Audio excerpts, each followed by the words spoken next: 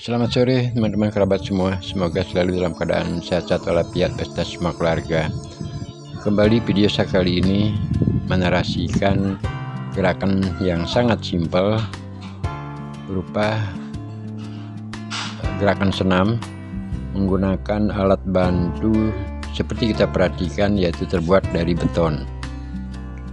Jadi pada penayangan video kali ini teman-teman mungkin merasa bosan karena keseringan saya menayangkan video dengan satu gerakan apa yang teman-teman perhatikan.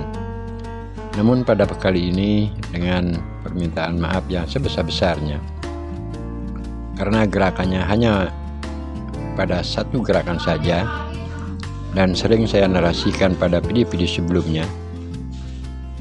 Namun pada video kali ini saya akan lebih mengutamakan dengan poin berbagi pengalaman dengan menarasikan lebih detail kembali mengenai gerakan apa yang saya lakukan seperti gerakan senam tersebut.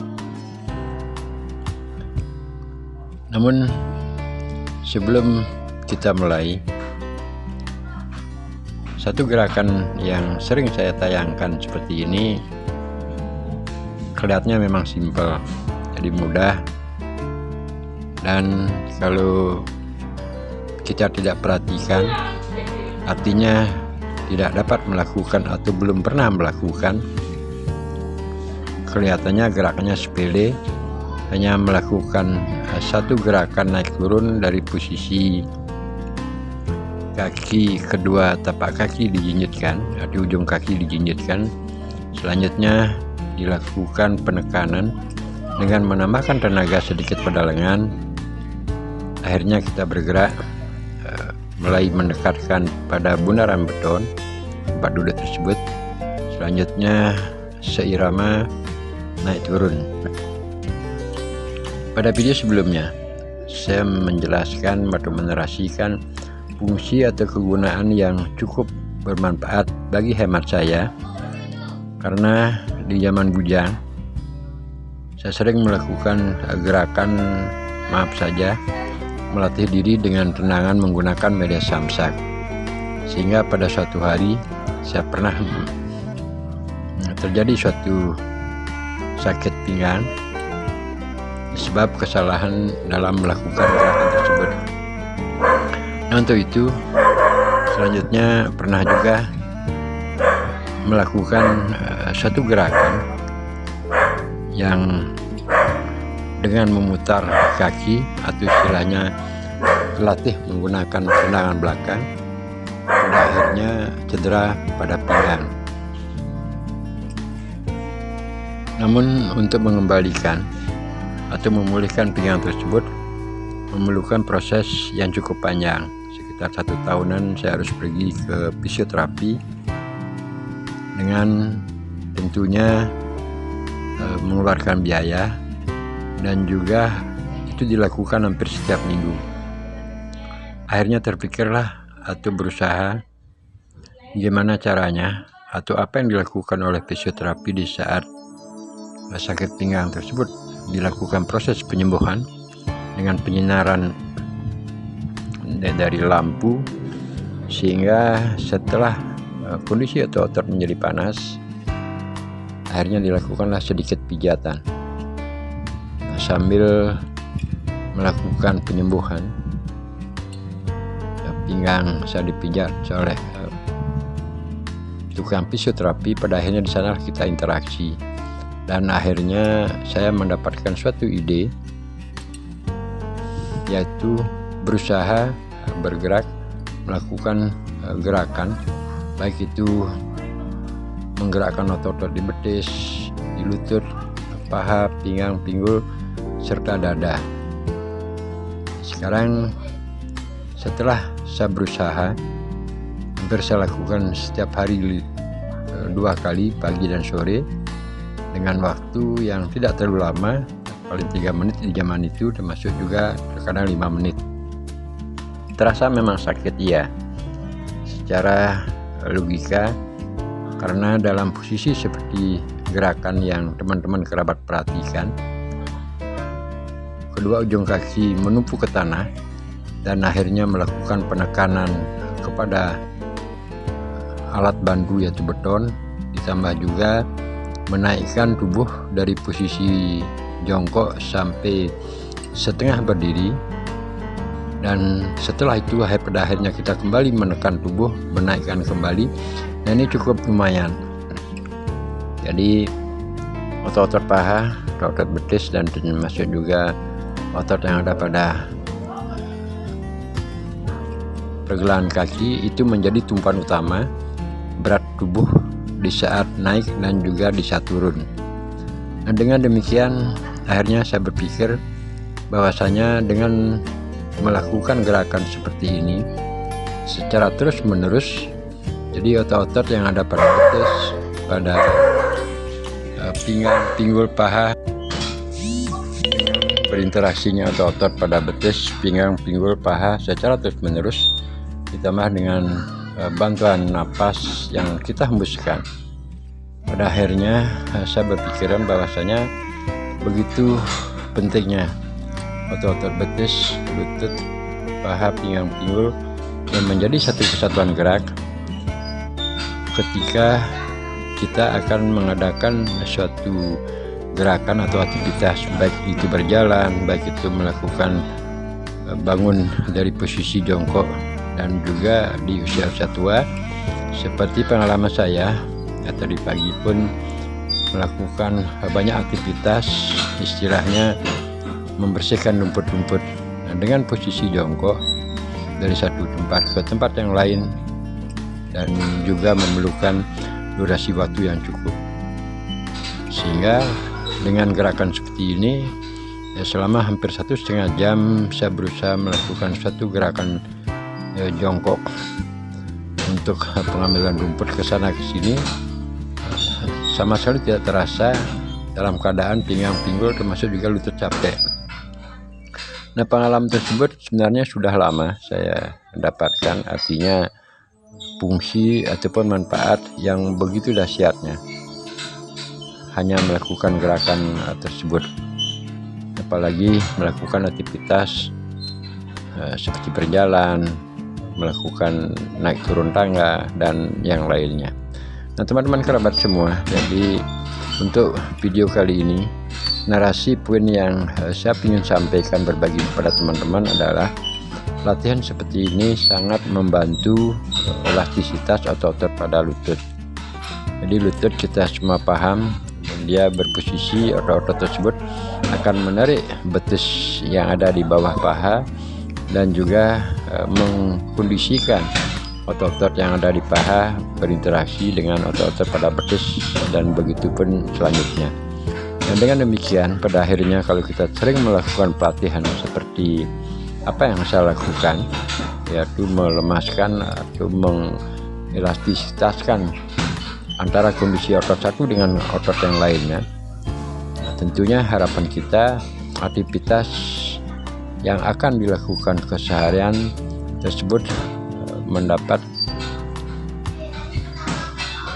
dukungan atau sifatnya mendapat reaksi yang terjadinya antara kolaborasi semua otot-otot tubuh kita, terutama kalau kita berjalan tentunya otot-otot dari tapak kaki, betis, lutut, paha, pinggul, serta yang lainnya.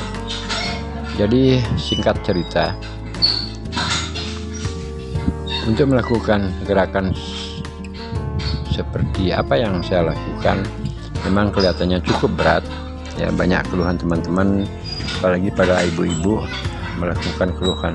Ya, saya sangat sadar, kita pahami bahwasanya gerakan tersebut, apa yang saya katakan, kalau tanpa dipraktekkan dia kelihatannya akan sepele.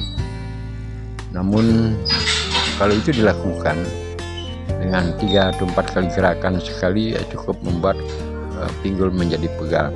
Nah, di sini teman-teman dapat perhatikan otot-otot ataupun bentuk paha yang terjadi ketika gerakan tersebut dilakukan secara perlahan-lahan naik turun. Jadi otot-otot pada paha, jadi paha yang di atas yang mendekati pada lutut itu akan menjadi suatu gerakan yang secara terus-menerus mendapat hasil daripada gerakan, baik itu pada saat kita melakukan gerakan mengangkat badan dan juga di saat menurunkan badan. Dan dengan demikian satu gerakan tersebut akan sangat membantu untuk otot pinggul, pinggang, paha serta yang lainnya. Ketika kita belum pernah ataupun melakukan satu gerakan olahraga terasa sakit, baik itu otot pada paha, pinggang, pinggul, betis serta yang lainnya, saya kira itu suatu hal yang wajar. Kebanyakan saya perhatikan di saat teman-teman atau orang akan melakukan satu gerakan olahraga, baik itu lari yang menggunakan tentunya adalah sokongan daripada kaki, dan termasuk juga seperti bola pingpong, bulu tangkis yang menggunakan lebih banyak gerakan daripada lengan ataupun tangan, itu akan terasa sakit. Nah, kalau kita tidak sadari, artinya sekali melakukan gerak karena tumben otot-otot tersebut bergerak, pada akhirnya menimbulkan atau efeknya akhirnya menjadi sakit. Saya pikir itu suatu hal yang sekali lagi wajar dan mesti harus diteruskan. Jadi otot-otot yang pertama kali dan tidak pernah dilakukan satu gerakan itu akan memang terasa sakit. Untuk mendapatkan hasil daripada harapan kita, saya rasa di sana benar-benar harus ada suatu niatan dengan gerakan. Jadi jangan kita hanya berpikir lebih banyak berpikir, tetapi untuk melakukan aktivitas sedikit, hal tersebut mesti harus dipaksakan. Nah, di saya ada istilah bersakit-sakit dahulu, akhirnya bersenang-senang kemudian. Dan gerakan apa yang saya lakukan ini cukup lumayan lama saya sudah dambakan, artinya memang saya berpikir di saat waktu bujang gimana caranya di usia lanjut. Seperti sekarang saya sudah berusia 59 tahun di Januari ini, agar di usia-usia lanjut tersebut masih dapat melakukan aktivitas berolahraga, akan tetapi tidak memerlukan waktu ataupun tempat olahraga yang terlalu luas. Nah, seperti inilah yang saya ciptakan atau hasil dari melakukan gerakan-gerakan dari dulu.